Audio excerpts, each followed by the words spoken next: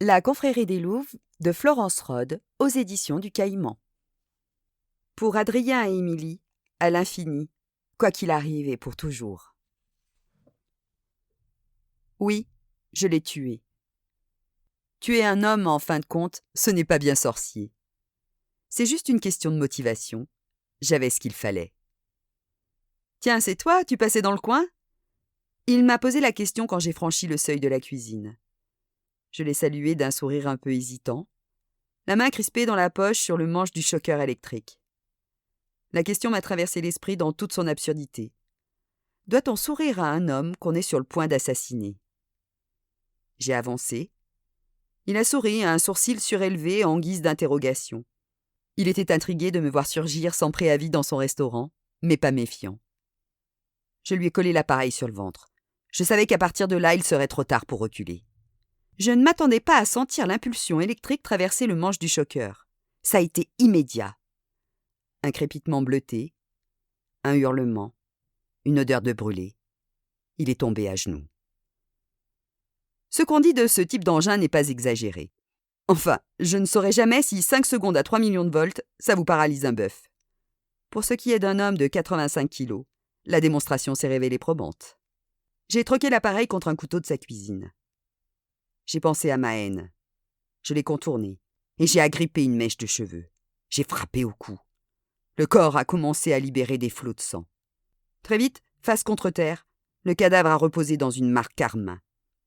Dévêtu, on aurait pu le croire allongé sur sa serviette de plage Bordeaux, comme l'été dernier au bord de la piscine. J'ai entendu un klaxon dans le lointain. C'était dangereux de rester là. N'importe qui pouvait surgir d'une seconde à l'autre.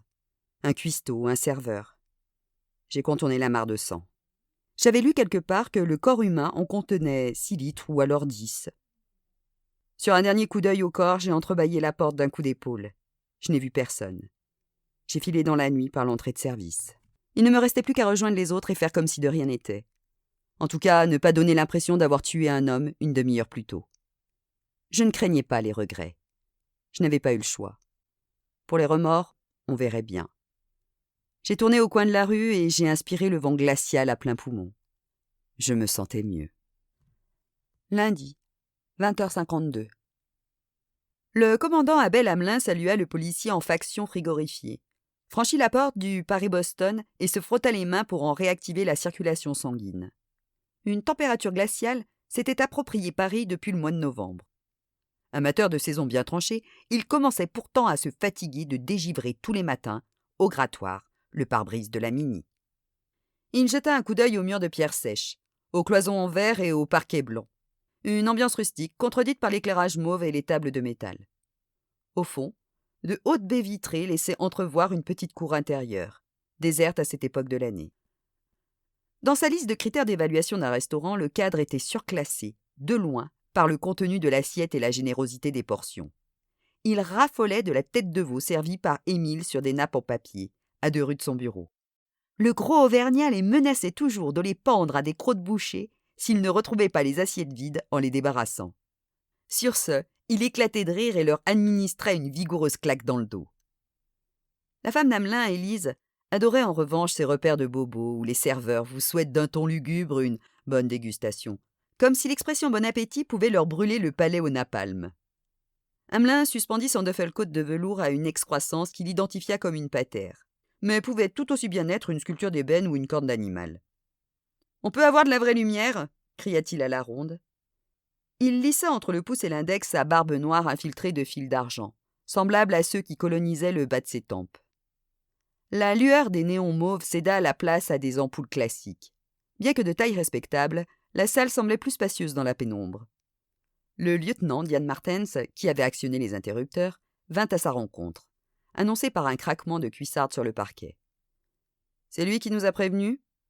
Il lui désigna d'un coup de menton un jeune homme de type indien affalé sur une table, la tête entre les mains.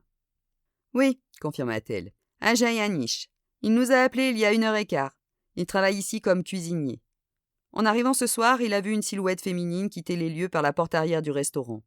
Il est entré et a trouvé dans la cuisine le cadavre de son patron, le dénommé Edward Schaeffer. » Martens consulta son carnet noir. Il s'est alors rappelé de la femme qu'il venait d'entrevoir Il s'est précipité dans la rue pour la suivre. La femme. Pardon?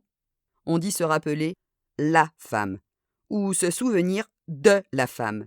Mais on ne peut pas commettre une combinaison des deux. Martens le toisa en silence, assez longtemps pour lui signifier que, sauf son respect, libre à lui de parler comme une encyclopédie, mais qu'il pouvait la dispenser de ses traditionnelles corrections de syntaxe. Cette manie qu'il avait de rectifier la grammaire de son entourage lui avait valu au sein de la brigade le surnom de prof. Hamelin disait qu'à tout prendre, il préférait prof à grincheux. Une appellation qui, certains jours, n'aurait pourtant pas été usurpée.